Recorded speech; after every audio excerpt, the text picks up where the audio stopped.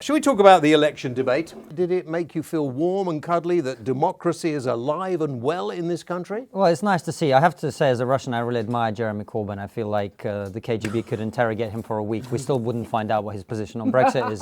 We get very down on democracy in this country at the moment. We complain about it. But actually, all the debates that we're having, I mean, this is democracy. And if you don't want this, then you have what we have in Russia, which is something completely different, which is somewhere none of us would want to live. So, in a way, I actually think this is quite a healthy situation. And the host came out of it very well, didn't she? Yeah. The debate? Well, I don't know that she did, actually. Don't you? I thought, given the format she had to work with, I thought she did a good job. It was an impossible format to work with. But I think the format was ridiculous, and you should have said no. You cannot, on a programme like that, first of all, they should have got rid of the commercials. They do for a football match. Yes, why didn't they do it for that? And the clapping is annoying. It was awful. But soundbite then clap. And then soundbite clap.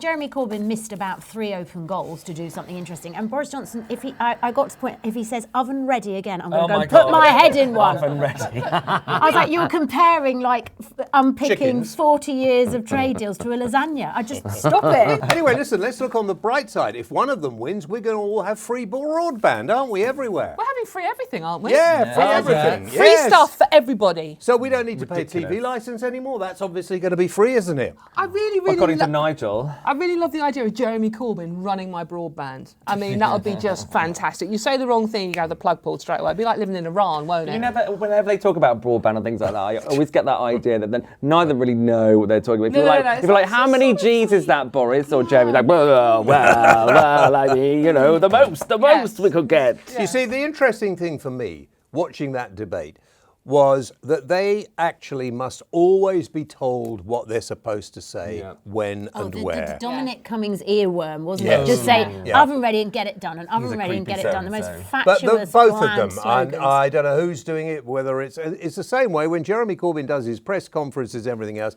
and they have all the sort of fans, it's like some kind of cult. Why Jo Swinton thinks she can be in these debates, the leaders' debates, absolutely, I have no idea why. The Lib Dems coming out and saying that it's sexist is the biggest load of rubbish I've ever heard in my life.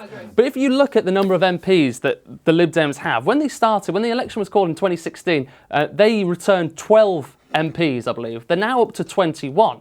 And for some reason, they think they are, whatever, kingmakers or potentially Prime Minister. The SNP have 35 MPs, so why wasn't Nicola Sturgeon in there? It's such a mess, isn't it? Can I just say on the point where you kind of implied the Russians were responsible for Brexit? I was joking.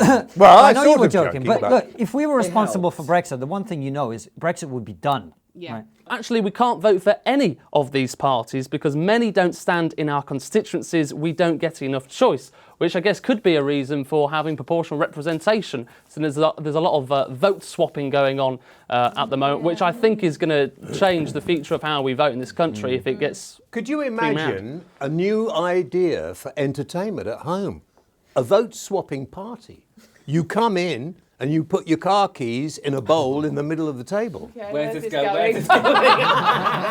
We've been to those parties, obviously. It's going upstairs. That's where it's going. I'm a big royalist. I think that this country needs our royal family. We do, absolutely. And I think the young ones are doing a really great job in modernising it and making it relevant. But is he the thickest person ever? I'm glad that interview with Andrew happened because it's exposed what I've always thought, which is that he's a useless, chinless wonder. He shouldn't be on the civil list. So he's got this, he had this company that was all about, trying to promote starter businesses. He went out to New Zealand, paid for the bowl by the taxpayer, first class, of course. And he turned up, it had all been promoted. Do you know how many people turned up to see him? One, okay? So I don't think Prince Andrew now living the life of Riley in some big house in Windsor is a great loss to society. You don't think next year we'll see him in the jungle? I hope not. I really do. I never want to see his face ever again. Not allowed to. The whole thing stinks. And ideally, those daughters should be off the civil list as well. They're multimillionaires anyway.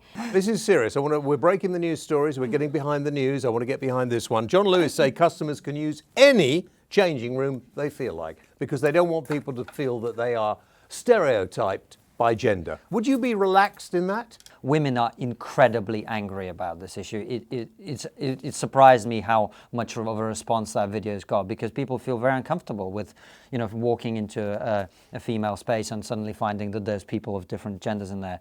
It's very discomforting for a lot of people. I understand that certain people feel very strongly about it, but actually, I've never been in this situation so far. Where I would feel uncomfortable, and perhaps the only time I would highlight, is my teenage daughter, who's at that really uncomfortable age where she's self-conscious, and you're going to like take her maybe to get her first lot of underwear. Now in that situation, she didn't want to see anybody. She didn't want to see anyone we knew. Maybe even the ladies in the thing. She was like, don't want them to come in. In that instance, I think maybe you need to have a different section. There is another, Dawn, there is another context where it's uncomfortable. For example, I found myself in a gender-neutral toilet with urinals, and it said on the door that there's a urinal. I was standing there using a urinal when a woman walked in. She was uncomfortable. I was uncomfortable. I think pretty much everybody feels.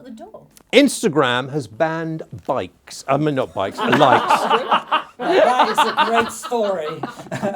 You see, that's very unfair on a dyslexic. Take the mick out of that, isn't it, really? But I'd like to ban bikes everywhere, but that's another story. Banning likes, because it might upset people who don't get any. I don't do much Instagram. I don't really understand how it works.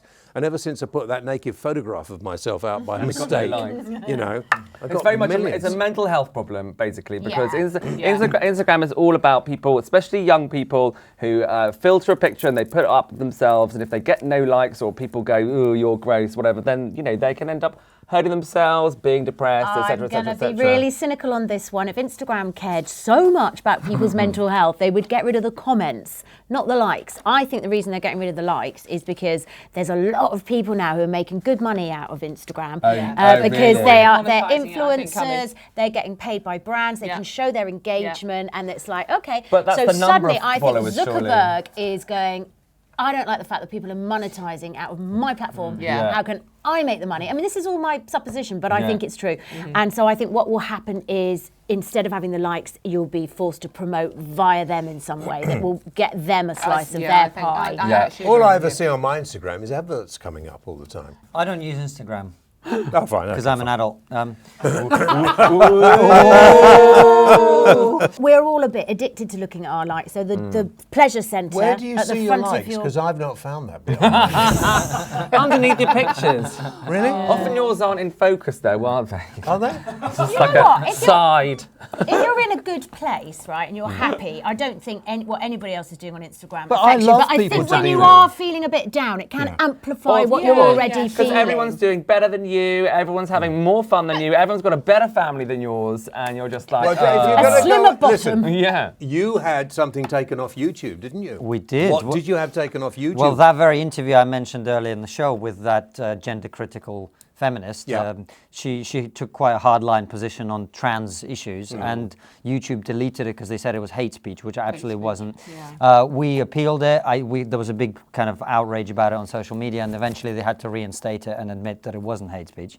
There is, I mean, one of the things that it brings into focus is basically 4 people in the world control all the means of communication that we now have.